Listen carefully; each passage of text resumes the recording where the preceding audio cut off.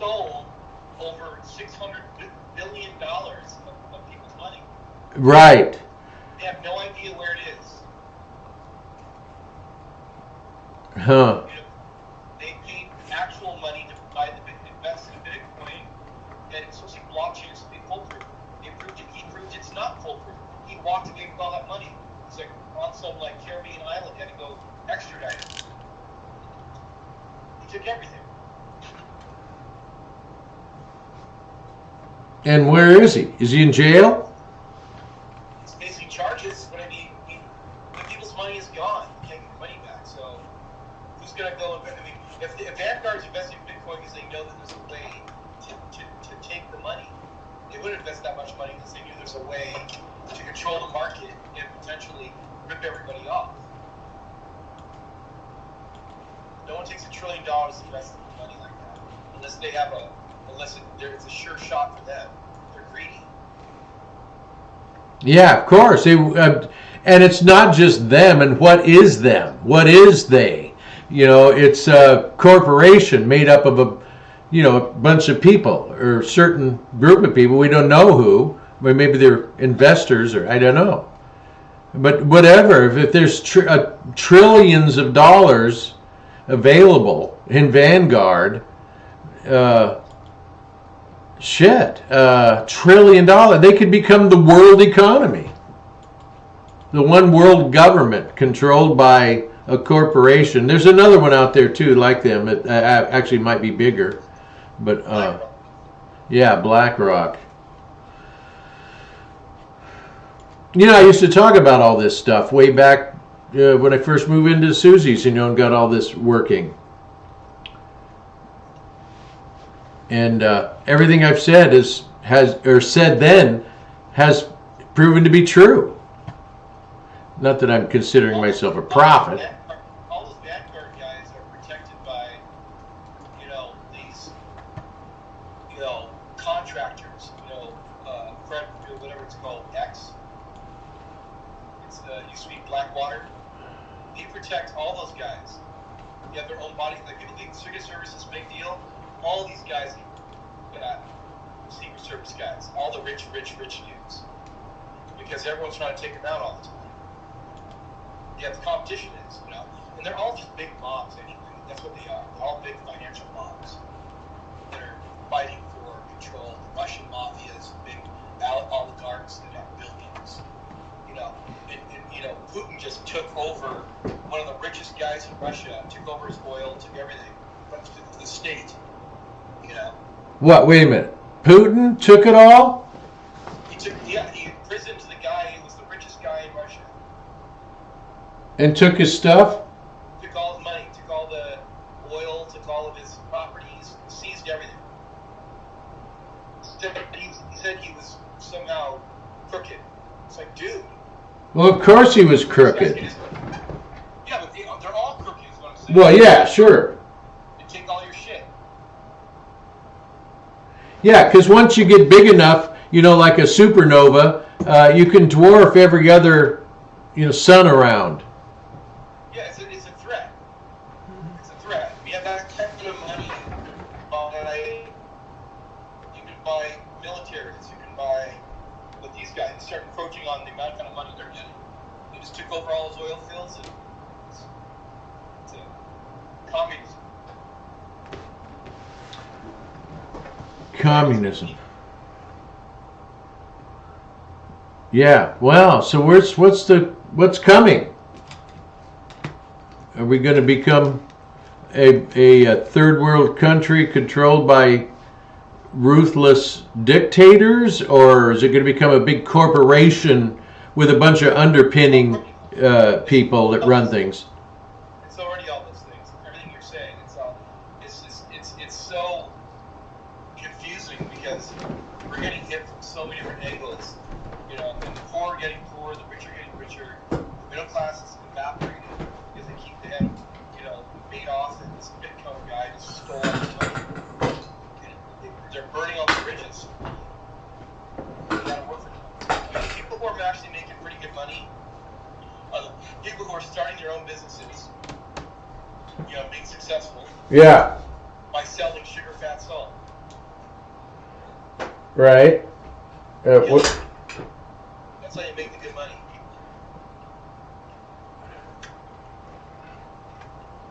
Make good money, you know, taking over the food spaces. Food spaces. All right, I'm gonna go in here. I gotta go inside and get some food. All right.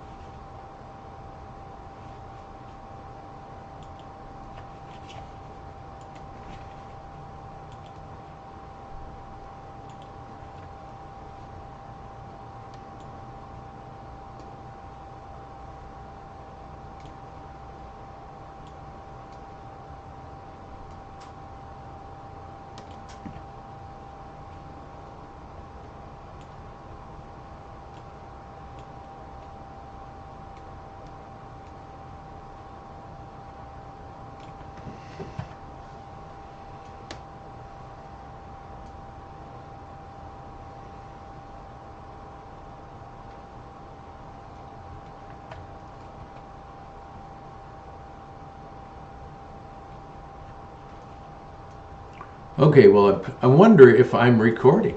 Where am I? There I am. Let's go in, make sure we're over there. All right, you're just seeing Dan Crothers behind the scenes, trying to get it all functioning perfectly, because there's some kind of hidden mission that I'm supposed to be doing, and I get glimpses of it, but I still haven't figured it all out, that's for sure. Well, the ability to be able to follow. See, why is it black and white? It's black and white. Black and white. Where's the...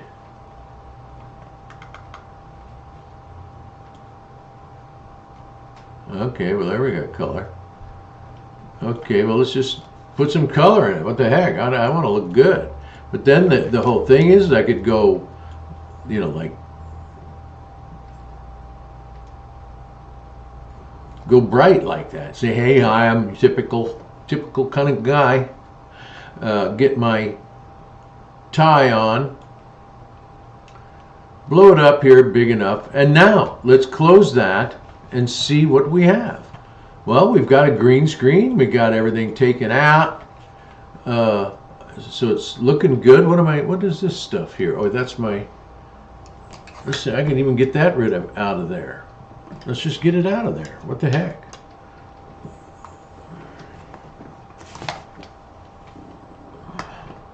If I put it too far away, I can't get to it. So, all right, so I'm talking to myself. But you see, I'm doing this with a secret thinking that, okay, if I just start talking, ultimately I'll be able to do this thing.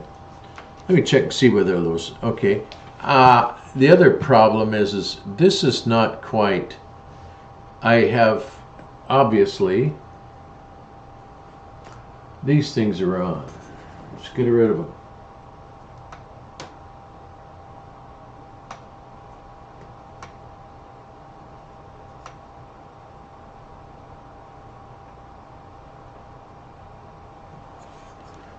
Okay, well,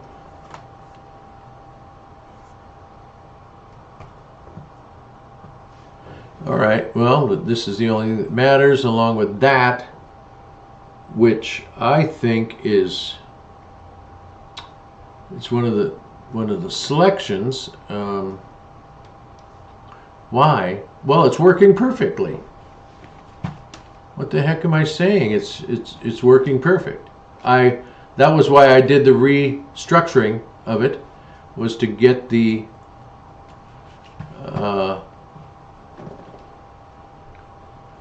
gosh dang it. See, I am losing my mind. Getting all these things down is you have to have a habit of being able to go, okay, do this, do that, and blah, blah, blah, blah. No matter what I'm doing, I'm being able to understand what I'm doing. And it's all fitting into the scheme, into the goal, into the preconceived idea of the end result, and then the discovery of the things in between the end result. which is a bunch of end results, coming together. End results. Okay, all right, totally fabulous. And what is this? That's what I want to know. What is that? Is it a browser? Yes, must be a browser. It looks interesting. I could do all my broadcasting right here with just me, hello, and the video that's right here. No, and where is it actually coming from? I bet you it's coming from, let's come from number 2, which is my iPad. Is the iPad. I'm playing it out of the iPad. And I bet you it won't play though. Let's go try it out. Yohannes Murphy, FaceTime video.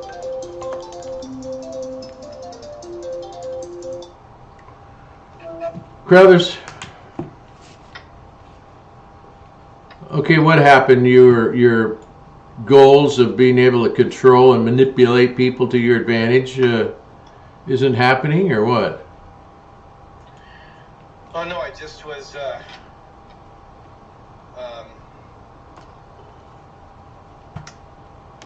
Let's continue the discussion that you were talking about earlier about the dirty thoughts that you were having. Let's talk about more about those filthy, disgusting, dirty thoughts that you were having that seem very highly inappropriate. Is this and therefore that's why you're trying to shove it off on as if I was the one needing to talk about those things or was doing that?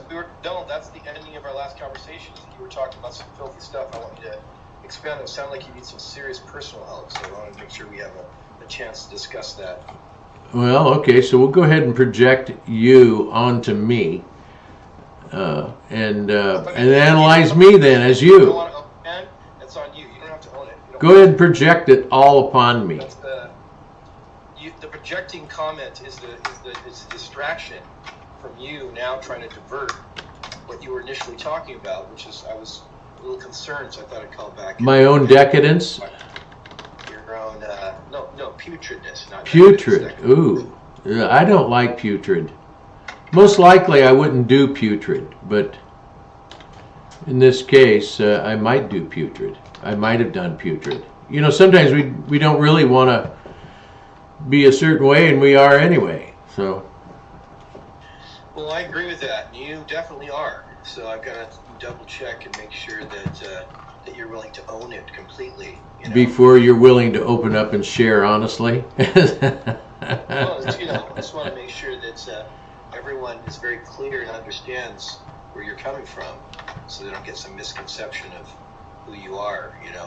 Right. We wouldn't want to look at me for who I am and what I'm doing, but rather have some delusion that we can use to judge and condemn me and make me. We want an accurate perception of you, not the one you're trying to sell everybody. We want to give you the chance to just own up to all the, faults, publicly, air them out, in front of everybody. Air them out. Yeah, accountability. You know what I mean? For once, just be accountable for something, please. Accountable.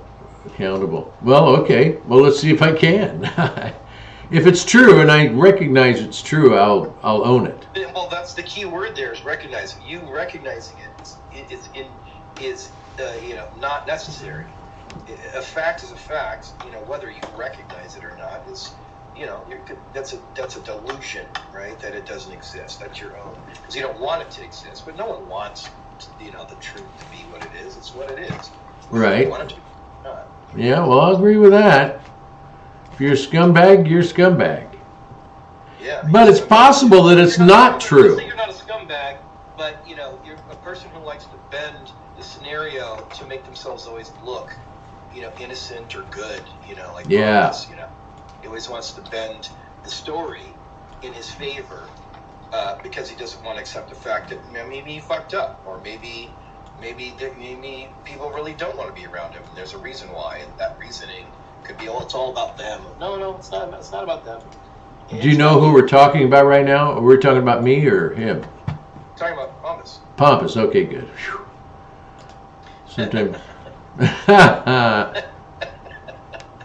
Feeling too close to home there? No, it was actually a joke. It was prepared to be funny.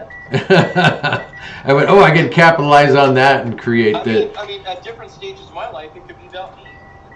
You know a lot about my life. I mean, it could be any of us, man, in the wrong situation. Fuck, we're all in any given moment of life should be grateful that we are alive and that we've gotten as far as we have without, losing a finger or you know what I mean, anything too damaging. You're dealing with the crisis and stuff with your kids, but this is it's time. Time has to go. Enough time has to go by where someone has to mature enough to realize that they've were too harsh about a thing. The whole Irish grudge thing. Irish will hold a grudge. And until they're dead. And never have a chance to make peace with the thing. It's not healthy. It burdens. I'm sure it burdens them. They pretend not to know anything, but you're their fucking dad. It's in their brain. You're in their DNA, literally. Right. I was just having a discussion with my son, saying that thing.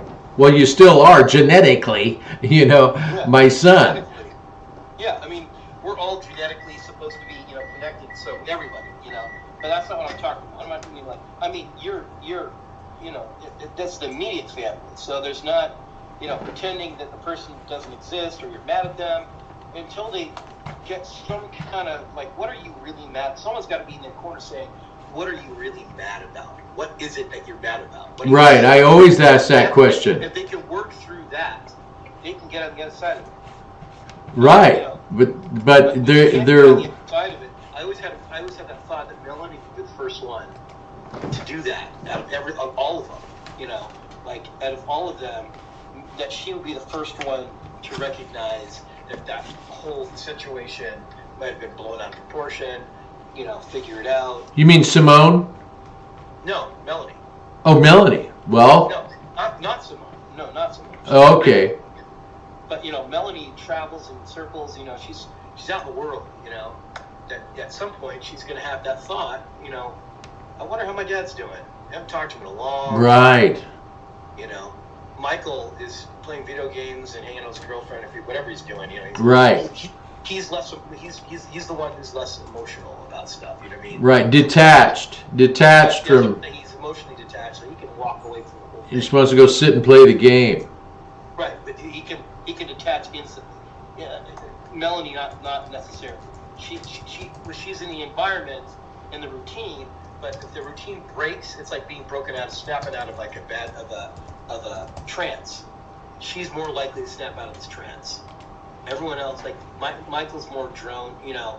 He's moving on with his life. Kind of personality. Right. Melanie's not like that. She's just she needs time to go by so she can figure out her own shit. She doesn't have to figure out her shit and her dad's shit. It's complicated. Producers, if you want to try arcade, this is the best time. Right now, you can go. Yeah. Well, it's how interesting, you said you were going to pretend you're me, right? And this whole discussion has been exactly what I went through me in the last 2 hours, or whatever. Exactly that whole scenario.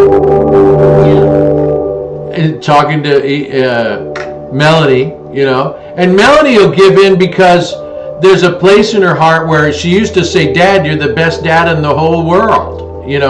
Gee, whatever happened to the best dad in the whole world?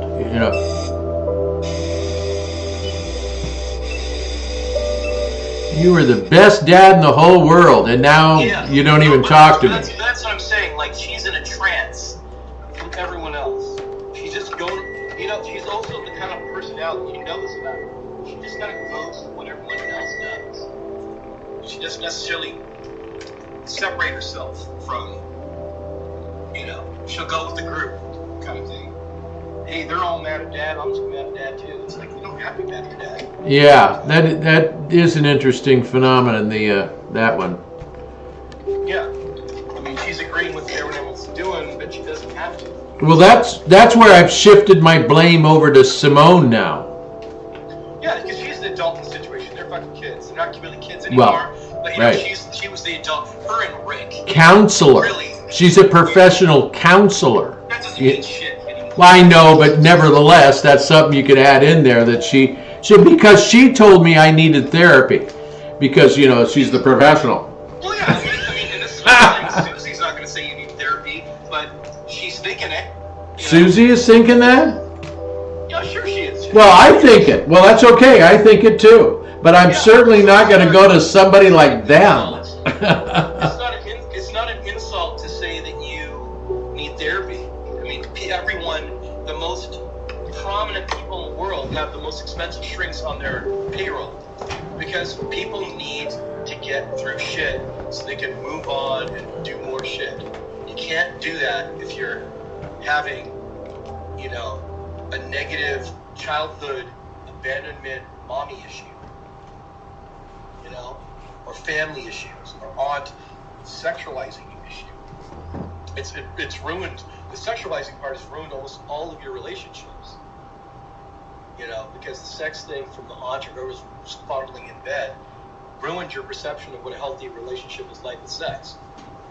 And I'm not a psychologist, but even I know that shit.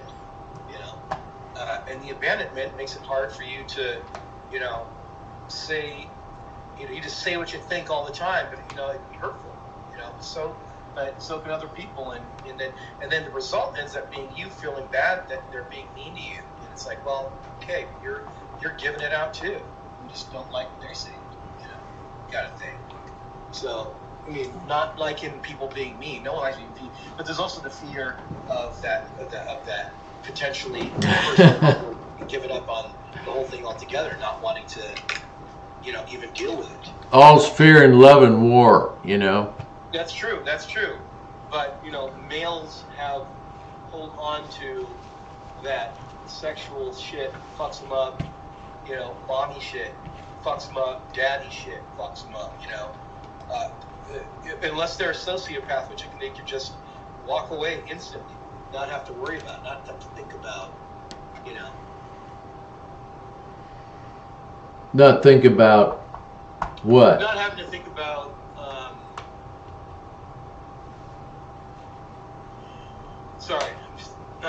Still not having to think about all of the emotional. Like when you get assistance at a level that you can really get help, you're able to walk through those things and figure out it's not about those situations, right? It's not about abandonment. It's not about this being sexualized, because there are people like Oprah was sexualized, was molested and raped by her uncle as a kid, and she's a mogul. She's a fucking huge mogul that has millions of dollars, So it didn't get in her way. It did, but she said she had to go to a lot of therapy to get herself free of blaming herself about it. Because that's what we do, even though we're not thinking about it. We blame ourselves for somehow,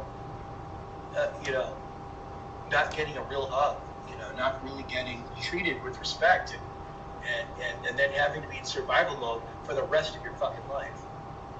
Always in survival mode. Never being able to settle down. You can, settle down, get a house, raise kids, and have a somewhat normal life. It's always a little bit risky, taking risky things and doing risky things, and it has a long-term impact on everyone in the household, and it creates a scenario where, your kids will walk away, because maybe they were thinking about it already, because of all the crazy shit in the past. Well, there wasn't a lot of crazy shit, when I think back on it, it was great up until It was great. about 16, 18 years old for Mike is when something began to happen. No, it was when you were at Susie's. Everything was great. Yeah, but the Susie things, of them sort of feeling like, you're hopping from woman to woman and not really in their life. You're in their life, but you know what I mean? The woman takes the priority in that situation. It's whether it's Luann living with her or Susie living with her, and it's like, getting on your self-independent feet is what's a hard thing. Musician life is hard. It's in every song, it's a hard life. It can be tricky. And you guys live in Lake Oswego. Everyone's rich and has a bunch of stuff. You know, and you don't really have a lot. It's like it has an impact on psyche of kids. You know, just life. You know, you had Robin there stabbing the wall. You know, weird, strange roommates. You know, it's good. It's good to be able to cover rent covered, but then you always have like strangers living in your house. You don't quite know them. Well, you know, I mean, you find that most people are halfway decent, you know. And Yeah. But you know, things were somewhat decent. I remember when you were married to Simone, and you guys had kids, and I really don't know what happened. oh, Troy, his brother, I gave him a place to stay. Him and his girlfriend. They ended up being crack addicts and thieves that stole me blind. I mean, shit. Hold on a second. I have to get my food. Hold on, it's ready. I'll be right back. Yep. All right, there goes Yohannes, and I got to get this working right. I doubt that it's even working, is what I'm thinking.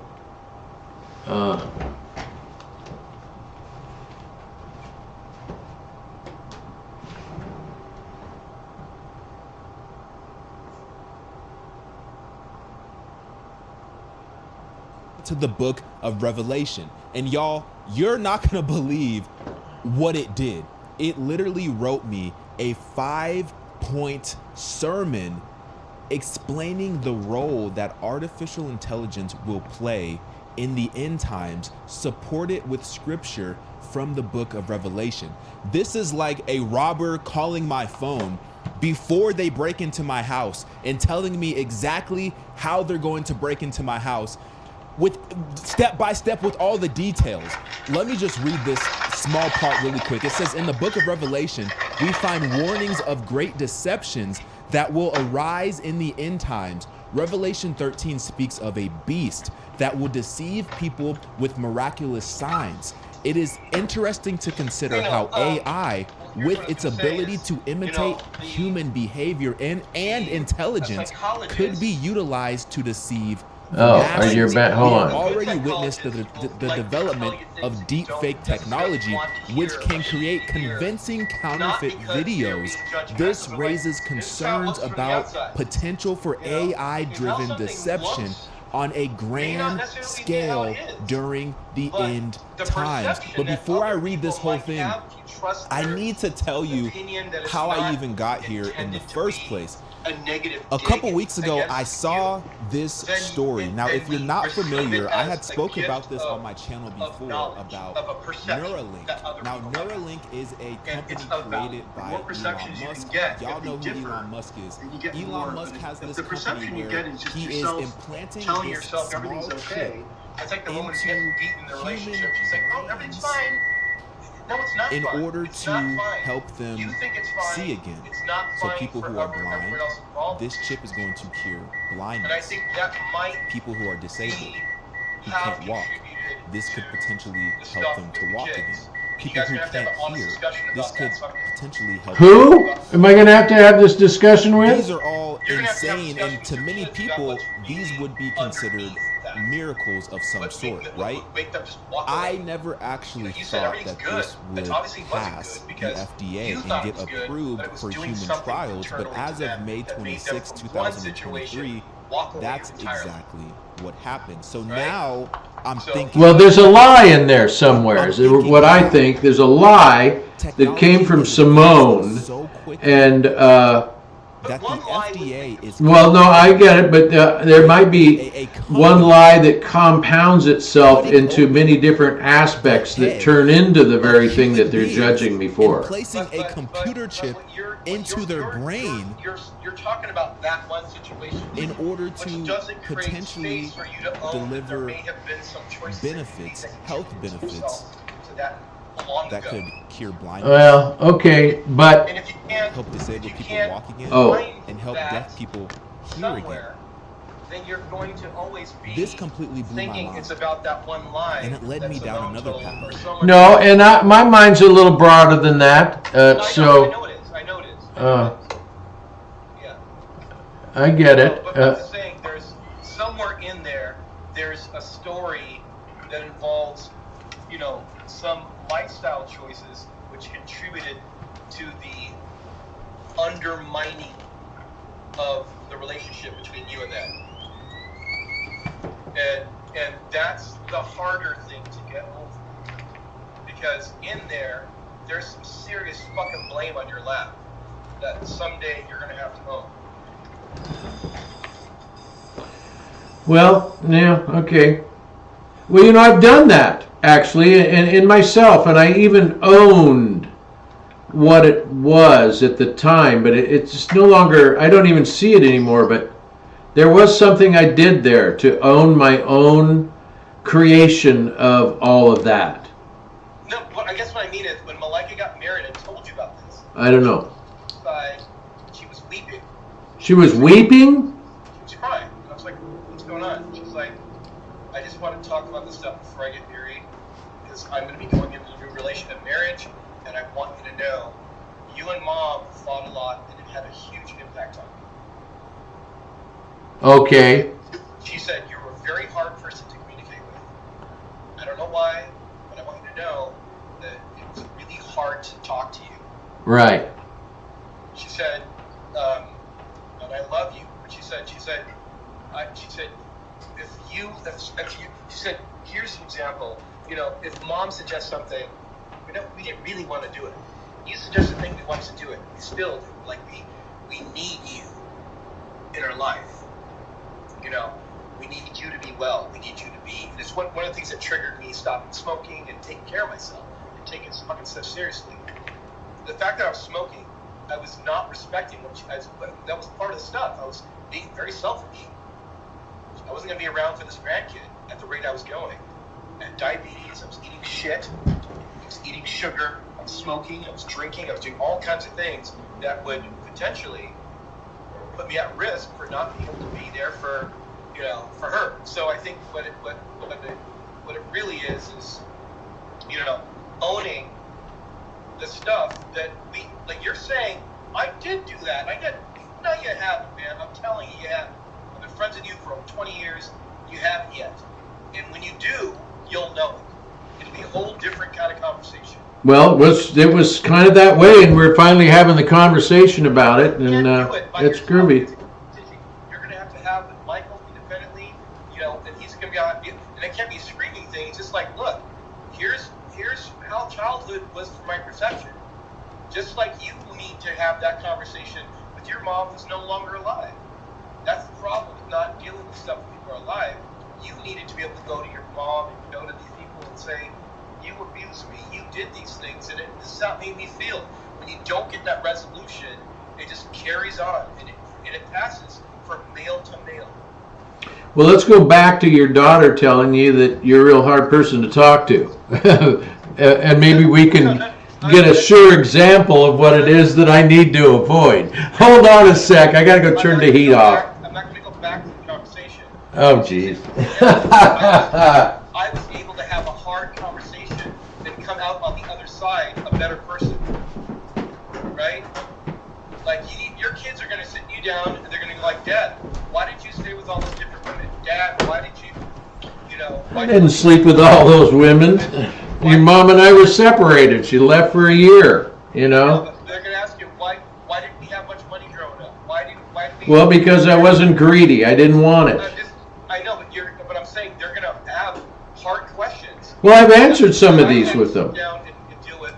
It's that conversation that kids eventually have to have with their parents. Because our perception is that everything's handy. Well, okay, but why do you say it was such a slap in the face, or take your pill and swallow it, whether it's true or not? That's how you're taking it. If you deny it, then you're a lying sack of crap that needs to. You say, because in one hand, on one hand, you say, I'm much broader than that. I'm much more. You are to a sense, but if someone says something that you don't like, you try to shut them down. No, I don't. I'm listening to you. You don't like it. It makes you feel bad. It makes you feel bad. That's not true. That's not even true. That is absolutely not true, except in this moment where I'm contradicting you. And that's what they'll tell you. No, they won't. No, they won't. No, man, it was a good relationship up until the Slava thing. Except, no, I did have a problem with Mike over the playing the games, and yeah, well, I guess it was a heavier duty thought than I might have thought, because he moved out at that point. Right. But remember, there was a period where you were staying with another woman who let him been with Charles Shear. No, I never did let him stay with Sneer. Who let him stay with who let him stay with Charles? I think he was 18, wasn't he, or something? No, he wasn't. Well, his mom did. If that's, I don't know. I think it was his mom. It was mom, because he didn't live with Sheer when he was with me, so he was living with me. So at some point, when he went to his mom's, that's when he ended up doing the Sheer thing. Yeah, but I mean, I let him hang out with Sheer, or whatever his name is. I let him hang out, but I don't know that it was my choice that he was hanging out, or that that it was came to me. Well, Dad, can I hang out with Sheer? Can I go live with him for a little bit? No, that never happened. So, in fact, they were living with me multiple times. Then they also lived with their mom. When they lived with their mom, Melanie got farmed out to the adult woman friend of Simone's, who had a 15-year-old son, and Melanie was 12, and they let him move in together and have sex and promoted it. That's when I stepped in and grabbed Melanie by the hand and drug her out, basically, right in the middle of naked and everything. You're not going to be screwing some 15-year-old boyfriend in his house with his mom, and that the mom promoted it and the whole thing. I mean, wow, I should have really fought that thing. So you talk about somebody did something wrong. Well, there was the one wrong that started an avalanche of wrong. That was basically rape. It could have been considered that. They might have gone to jail for that.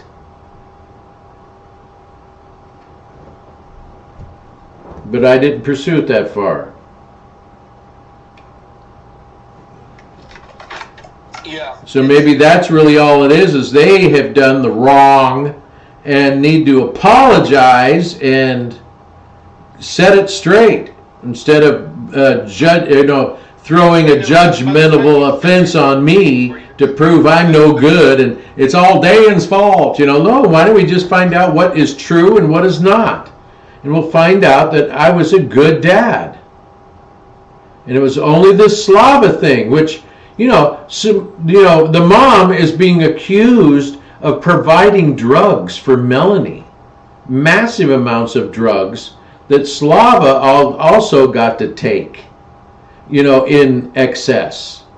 And in fact, at one time, Melanie and him met his dad from Europe, and some other relatives, I think maybe brother or sister, and they traveled together to Hawaii and around, and Melanie went through drug addiction withdrawal to such an extent it ruined the trip.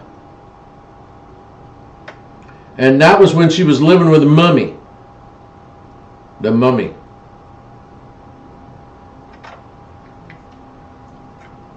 Yeah. So that's just part of the story. But so, instead of me getting blamed here, and you think, well, I should look. Well, here's what we looked at before and saw where all the bullshit was coming from. But you are the dad, so you're the ownership. You are the dad, and therefore you hold some responsibility for that. Well, I was there. I made sure that Melanie got out of the house when she was being molested. But that was too late. No, I did it immediately. No, I don't know that she had sex, but I would imagine they probably did, because I think it took me a day or so to figure out where Melanie was.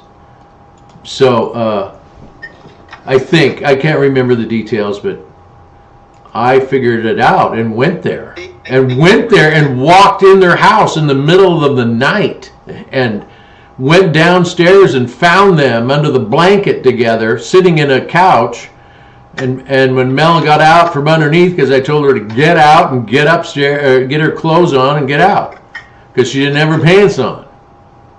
Yeah. So that was rape. I broke in and broke up the rape scene, which was commutual, sex. What's that called when you both agree to it?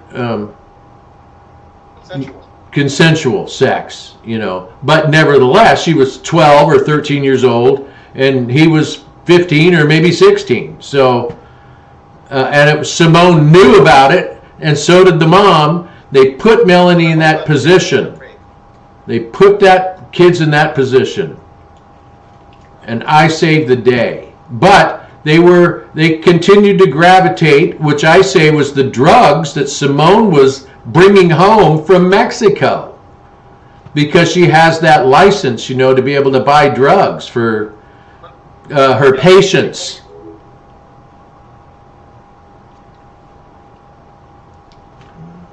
All right. Well, we're just airing the whole thing out. Reality TV can't beat it. It's better than not real TV. Although real TV, you can go ahead and exaggerate it, as if it was real, something scary that it couldn't be. But, oh man, well that's fun. Okay, so I don't know whether it's even working. I'm going to turn it off, find out.